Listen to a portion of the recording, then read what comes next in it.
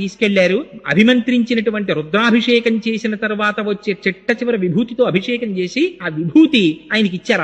Upper నోట్లో వేసుకున్నారంతే ఆ శూలవ్యాధి పోయింది. ఆయన అపారమైన శివభక్తుడైపోయి పత్తికాలు పాడారు. పాడుతుంటే ఈ విషయం జైనులకి తెలిసి మా దగ్గర నేర్చుకున్న మంత్రములతోటే శూలవ్యాధి పోగొట్టుకుని అవి శైవ మంత్రముల చేత తగ్గించుకున్నానని ప్రచారం చేస్తున్నాడు మహాప్రభు.